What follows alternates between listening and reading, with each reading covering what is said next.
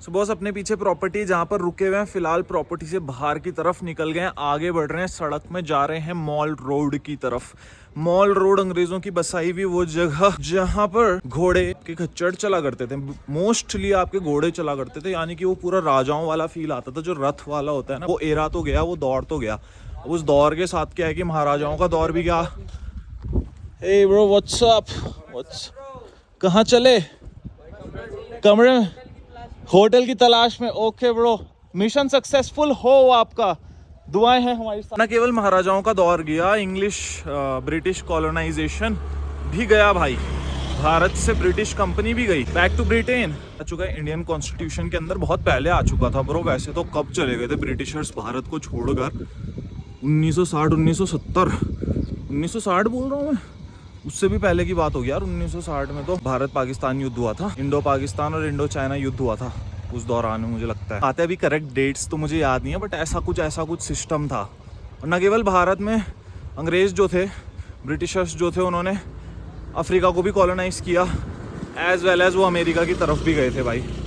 America में भी उन्होंने काफ़ी टाइम रूल करा। अब बदलते युग के साथ, बदलते दौर के साथ इकोनॉमी वापस आ चुकी है हमारे देश के हाथ में। देश जो है उन्नति कर रहा है दिन प्रतिदिन, साथ साथ माल रोड भी उन्नति कर रही है, मसूरी भी उन्नति कर रहा है। मोस्टली इधर अगर आप व्यापार व्यवसाय देखोगे ना, लोगों का तो टूरिज्म पर निर्भर है।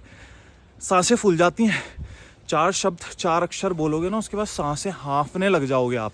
ये जो सीधी ऊंची खड़ी चढ़ाई है आगे को बढ़ती हुई, ये चढ़ाई ना सिर्फ 4 कदम पर आपका दम फुला देती है, दम निकाल देती है, उसके अलावा फेफड़ों को खोल भी देती है। इसका एक अच्छा बेनिफिट भी है कि फेफड़े जो है ना, वो पंप ज़्यादा होते हैं, शरीर में जो रक्त अच्छे से संचालित होता रहता है, बेहतर रहता है। ड्यू टू विच आपने देखा होगा पहाड़ी लोग लाल होते हैं।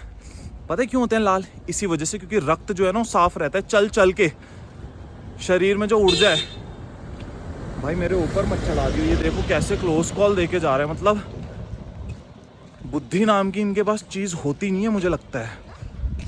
पहाड़ों में आते हो तो कुछ सलीके और कुछ तरीके सीख के आया करो ना, क्योंकि किसी भी स्थान में यदि पहाड़ की बात ना करें, हम बाहर जाते हैं ना, हम किसी और स्थान में जाते हैं, तो हम भी वहाँ के तरीके सलीके सीख के जाते हैं। तो सिर्फ बाहर के टूरिस्ट के लिए बात नहीं है, हर एक उस व्यक्ति के लिए बात है जो नया है, जिसके लिए माहौल नया है। यहाँ आकर एकदम से पंजा मत दबा दो, देख कर चलो। संकरी सड़कें हैं, लोग दब सकते हैं तुम्हारी गाड़ियों के नीचे, तो थोड़ा संभल कर, थोड़ा देखभाल कर चलो। भाई साहब, भैया की बियर्ड देखो यार तुम, व्हाट एन अमेजिंग बियर्ड भाई।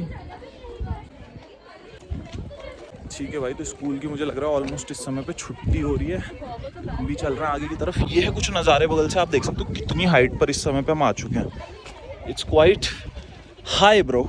जीवन इन चढ़ती और ढलती ऊंचाई की तरह है। देखो जीवन जो है ना, वो कभी चढ़ती ऊंचाई की तरह और कभी इस ढलते रास्ते की तरह, कि कभी जीवन जो है वो नीचे की तरफ आ जाता है, कभी ऊपर की तरफ बढ़ जाता है। कभी खुशियां ऊपर बढ़ा देती हैं, कभी दुख नीचे ले आते हैं। तो लाइफ में बैलेंस बहुत जरूरी है। खाली हैप्पीनेस भी जो है ना, वो आपको खुश नहीं रख सकती।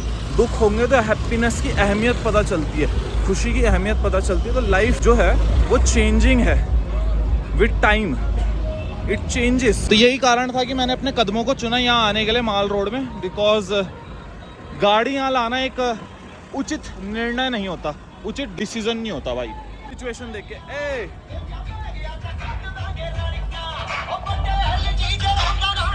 मूसे वाला लेजेंड।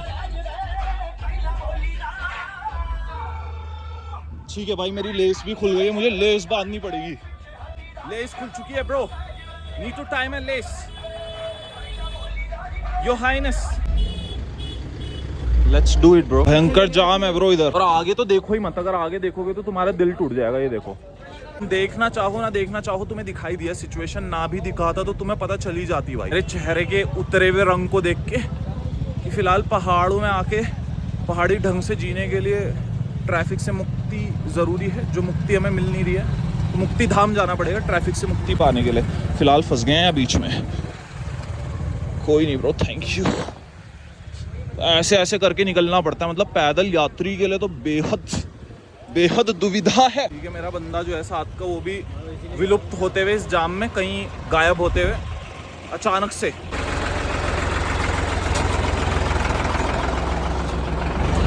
कि गैया मैया भी रास्ता ढूंढते हुए निकल रही हैं, किधर से निकले। न केवल मनुष्य फंसा है पर गाय भी फंसी है ब्रो। ठीक है, दौड़ कर मुझे डिस्टेंस कवर कर लेनी चाहिए, क्योंकि दौड़ कर ही इस ट्रैफिक से निकला जा सकता है।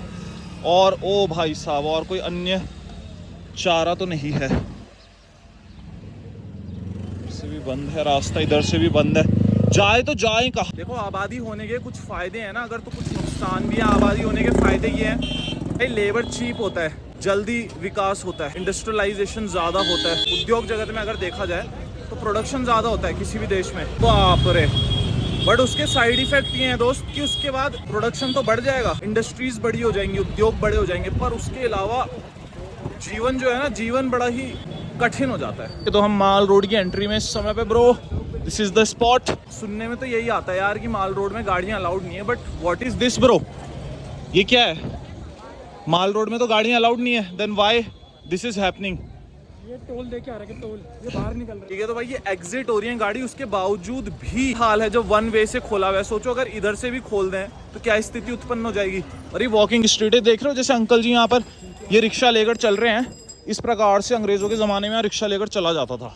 इस तरह से यहाँ लोग यात्रा करते थे, घूमते थे रॉयल वे में। बट रॉयल्टी तो खत्म हो गई ब्रो, रॉयल्टी रह कहाँ गई? अब तो यही है ब्रो, जाम जाम एंड जाम। कितना बेहतर होता ना अगर यहाँ लोग चल रहे होते, गाड़ियों की जगह गाड़ियाँ ना होती, यहाँ पर लोग अपने कदमों का उपयोग करके चल रहे होते, तभी भी स्थिति गंभीर होती। पर गंभीर होती है, एटलीस्ट अंडर कंट्रोल होती। अंडर कंट्रोल नहीं है भाई, कंट्रोल के बाहर हो चुकी है स्थिति। और ये तो कम है, ये तो औसतन दिनों से, रोजमर्रा के दिनों से थोड़ा कम है। ये अधिक हो जाता है ब्रो, अधिक हो जाता है। जब थोड़ा शाम का वक्त होता है, थोड़ा इवनिंग का टाइम होता है, तो ये इससे 4 गुना हो जाता है। खिसकने के लिए जगह नहीं होती। मतलब शरीर को पिघलाकर तुम्हें जैसे सोना पिघलता है ना, और तब खिसकता है वो, उस तरह से तुम्हें खिसकना पड़ता है, सोने की तरह पिघलना पड़ता है, तब उसके बाद आगे बढ़ना पड़ता है। भाई वो सब पे अलग अलग डिपेंड करता है कि कौन सोना है। जो सोना होगा सोने की तरह पिघलेगा, जो लोहा है वो लोहे की तरह, तांबा तांबे की तरह। What do you think you are bro? Comment करके बताओ। यहाँ पे मिल गया हमें ये यंत्र, जो इन वादियों में बहुत खूबसूरत गुब्बारे बनाकर उड़ाने कारगर है। मतलब ये खुली वादी दिख रही है, इसमें हम ऐसे गुब्बारे बनाएंगे, बबल्स क्रिएट करेंगे और उनको हवा में उड़ा देंगे। ठीक है, तो वो बहुत अच्छा दृश्य होगा, देखने लायक दृश्य होगा। कितने का भैया? 50 का। ठीक है जी, ले ले, फिर इसे ले लेते हैं यार। इतना प्यारा मनमोहक दृश्य हमें देखने के लिए मिल जाएगा, हमें कुछ इंटरेस्टिंग करने के लिए मिल जाएगा। दोस्तों 50 रुपए की कैशलेस पेमेंट हम यहाँ पर करते हुए अपनी कैशलेस सीरीज चल रही है, भारत कैशलेस यात्रा, उसमें ये नेक्स्ट चीज है। 50 रुपीज हम कर रहे हैं यहाँ पे पेटीएम से पे। QR भैया आप देख सकते हो, कैशलेसली आप टॉयज भी खरीद सकते हो, कैशलेसली आप फूड भी खा सकते हो, चलते चलते कैशलेसली आप अपने एकोमोडेशन का भी पे कर सकते हैं। आज की डेट में कैशलेस यात्रा करना चाहते हैं इंडिया के अंदर तो। जब ये मेरे को एक बात बताओ, दिन की कितनी प्रतिशत पेमेंट कैशलेसली हो रही है आज की डेट पे? 50% से ज्यादा, 60% लगभग। मतलब 60% लगभग पेमेंट जो है भैया के अनुसार वो कैशलेसली हो रही है इंडिया के अंदर। इसलिए जो सामान बेच रहे हैं, शाम तक जो बिक्री हो रही है, वो 60% जो है वो कैशलेसली हो रही है। भाई cashless transaction is the bestest way आज के ज़माने में, और आज के जीवन को देखते हुए this is the best thing. Government की बेस्ट पॉलिसी है भाई कैशलेस इंडिया। मतलब सरल चीज़ है भैया, 3 सेकंड में पेमेंट हो जाती है। सरलता से आप इधर से उधर पेमेंट कर सकते हैं। भैया बोल रहे पैसे हो गई, पैसे देते चाट में। मतलब गिनने की भी दिक्कत नहीं है। पहले क्या होता था, नोट गिनो भाई, 10 का नोट, 20 का नोट, 30 का। अब नोट गिनने की दिक्कत ही नहीं है, सीधा कैशलेसली आप पेमेंट कर दो 3 सेकंड के अंदर। चेंज की होती थी सबसे ज्यादा प्रॉब्लम चेंज की, और चेंज आपको तो उस दौर के भाई जी जिन्होंने वो भी देखा है, 99 पकड़ा के 100 वाला सिस्टम ना, कि 1-2 रुपए, मतलब लोग उसके लिए भी, छुट्टे के लिए भी एक व्यापार व्यवसाय था। वो आज भी है, लेकिन अब थोड़ा धीरे धीरे कम हो गया जब से ऑनलाइन सिस्टम चला है। चलो तो इसको उड़ाते हैं दोस्तों। इसे अस्त्र की तरह भी इस्तेमाल किया जा सकता है, अस्त्र शस्त्र की तरह। दोस्तों जैसे कमान से हम लोग तलवार निकालते हैं ना, उसी तरह से सपोज करो ये कमान के अंदर है इस वक्त पर, ठीक है, और ये तलवार है मेरी, और सामने से मुझ पर प्रहार हो जाता है, कोई मुझ पर आक्रमण कर देता है, तो मैं अपनी इस तलवार को ऐसे निकालूंगा, उस पर प्रहार, उस पर वार करूंगा जो सामने मेरे योद्धा खड़ा होगा। इस प्रकार से कुछ समझ रहे हो? और इसको तुम एंड में तुम ऐसे करके इसे एग्जिट कर, कोई गेम खत्म कर सकते हो दोस्तों। तो ये जो है, ये न केवल गुब्बारे बनाने के काम का यंत्र है, तलवार बनकर प्रहार करने का यंत्र भी है। गाड़ी की रुक गई हमें देख के, क्या हमारी तलवार देख के लोगों को डर लगता है? योद्धा जो है वो रण में उतर चुका है, क्या फिर से जंग का यलगार हो चुका? दोस्तों मैं गुब्बारे वाला राजा, जितने भी योद्धा युद्ध के लिए ललकारता हूँ, आ जाओ मसूरी रोड पे, माल रोड पे, और आकर मेरे से युद्ध कर लो। मेरी इस जो तलवार है सर कलम करने के लिए मैं यहाँ पर खड़ा हूँ पूरी तरह से तैयार योद्धा बबलगम किंगडम का बबलगम राजा है। तुम्हें चुनौती आओ और मेरे से करो युद्ध, तलवार तुम्हारे लिए तैयार ब्रो। दोस्तों ये तो थे इसके तलवार बना के यूज करने के फायदे जो एक योद्धा फिर एक आक्रामक स्वभाव का व्यक्ति कर सकता है।